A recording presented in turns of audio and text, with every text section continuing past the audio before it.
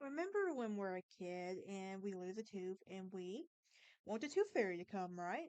We're so excited for that. We wake up in the middle of the night, we get that quarter, we get that dollar.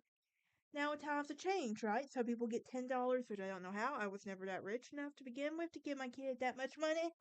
But to get that much money as a kid, the most I think I ever got was like a dollar. Sometimes I got the money and change as well, and I just took that for granted. However, today. However, this is down the rabbit hole. And here we go down the topics of urban legends, history, folklore, paranormal activity, stuff like that. If that's something you're into, please hit that like button, ring that bell for notifications. Also, subscribe. We are so close to 100 subscribers; it's hard to believe. And everything else, I hope y'all are having a fabulous day. I hope you're being kind, and I hope you're enjoying yourself and having a good time, being happy, and everything else. Um, t- I am feeling good. I'm taking it day by day with my grandma's death, and everything. So work keeps me busy. So I'm happy with that. And I also do want to go ahead and apologize in advance. I do have a bit of an accent. If you can't tell, I am a true Southerner. Was born and raised in Alabama. I live in the Nashville area now. I also have a speech impediment. I've had it ever since I was a kid.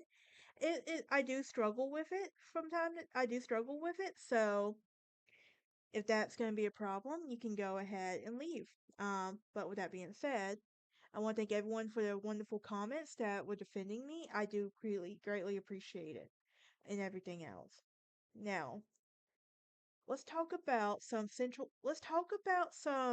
wonderful people we've talked about, heard from childhood, from Santa Claus to the Easter Bunny to the Tooth Fairy. And y'all know I love a good dark origin. I love a good origin in general. I love the Grimm's Brothers fairy tales. That's my favorite version of the fairy tales.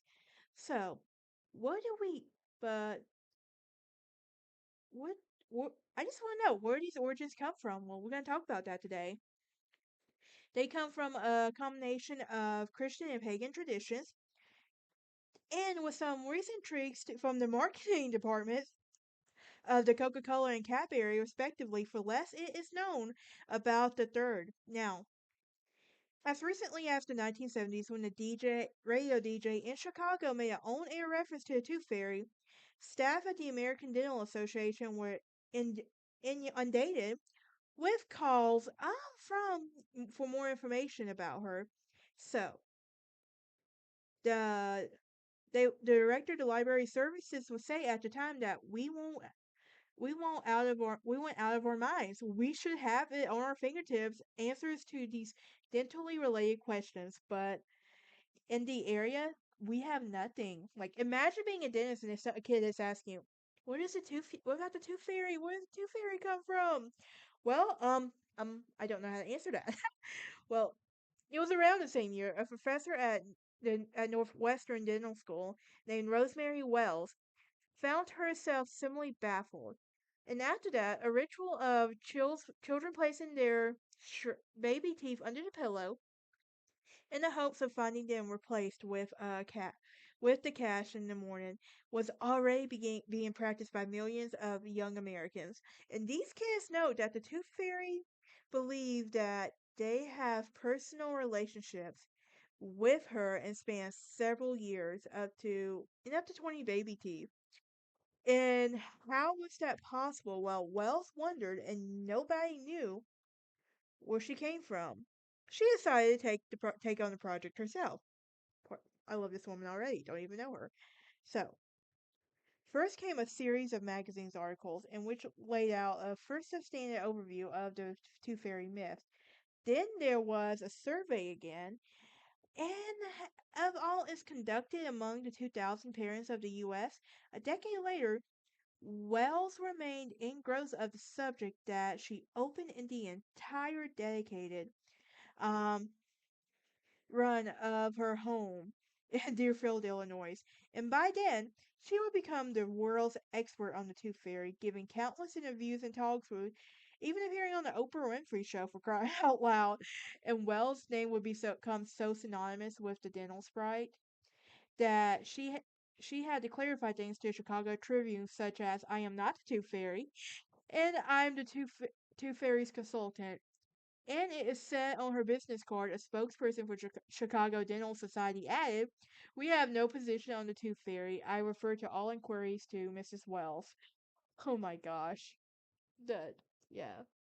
But what she discovered in her initial research was very striking. And despite the seemingly timelessness of the character, the Tooth Fairy is the fact of an extremely recent arrival on the mythological scene.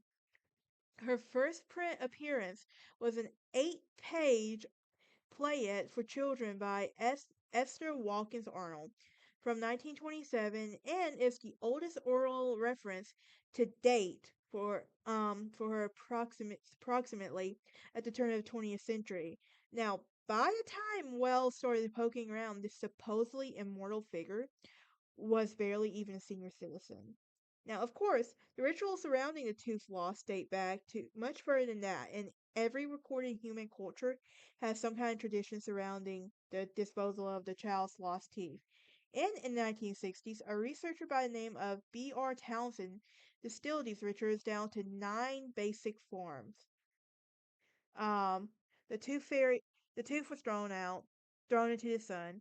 It was thrown into a fire. It was thrown into the legs. It was thrown onto or over the roof of the house, often with an invocation of some animal or individual. It was placed in a mouse hole near the stove or offered to some other animal. It was buried. It was even hidden where animals could not get it. It was placed in a tree in or on the wall, swallowed by a mom, child, or animal. So, the items weren't mutually exclusive either. Perhaps the most widely practiced one was um has been documented from Russia to New Zealand to Mexico, and it involves offering a lost tooth as a sacrifice to a mouse or a rat in the hopes that the child's adult teeth will grow as a strong and sturdy as the rodents, as they wished as the transference of anthropologists call sympathetic synthetic magic.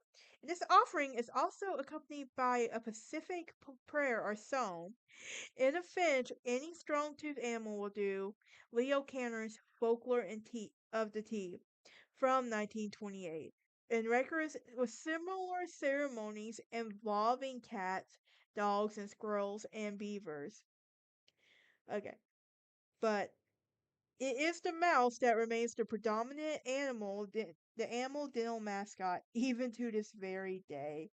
Now, in many countries around the world, children continue to leave teeth out in the hopes that a mouse will come to take their tooth in exchange for money. I guess. I'm sorry. I don't know why this is so funny.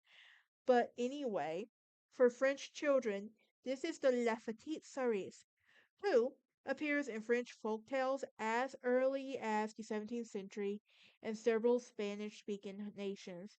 And Raciocito Perez, I really hope I pronounced that right. Spanish is not my language. I speak English, and I barely speak perfect English as it is. Um, but the Tooth Fairy, in itself, is thought to be a uniquely American cross pollination of two pre existing figures that sneak into a child's bedroom and perform cash for teeth swap, and a general good fairy, which a traditionally European figure who slowly made its way over the Atlantic. It is no coincidence that at the time of the Tooth Fairy was starting to gain traction in the US, and Disney was also releasing animated films such as Pinocchio and Cinderella, each of which it features a benevolent maternal fairy with the power to make wishes come true. Now, in many pop cultures helped solidify the Tooth Fairy in the mainstream, in which the fixture is there um, ever since in dozens of childhood books and everything else. But why did she show up in the first place? Well, Wells and others have argued that the Tooth Fairy serves as a much needed source of comfort during an experience and can otherwise be scary, even traumatic. And While there are many rites of passage in a person's life, the loss of a baby tooth is arguably the first and the most frightening. There's three stages in the rite of passage, as described by Ernest von Gump's book with the same name. Basically, this is in both the loss of the tooth and the tooth fairy ritual in general. Separation falls out, child leaves to put a pillow on there. Then there's the transition, where there's the gap in the teeth and everything,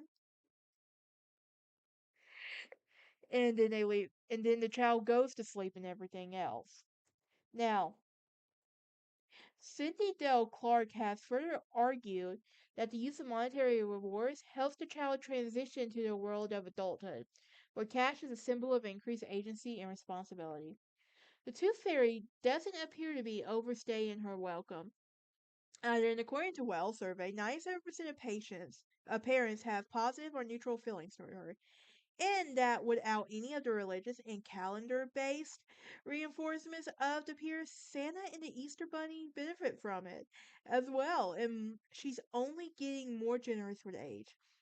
And with the amount of money left per tooth new, is new to the rate of inflation as well. But yeah, but wow. At least we know the real life Tooth Fairy, right? Anyway, I will see y'all next time. Join me next time as we talk about the Fainting Goat Island and the Wedding Cake House. And I also plan on talking about Homie the Clown, the Buckner Mansion, and Malvern Manor. And since I don't want to leave things on an odd number, we're also going to be talking about the Island of Dolls. Alright, I'll see y'all next time.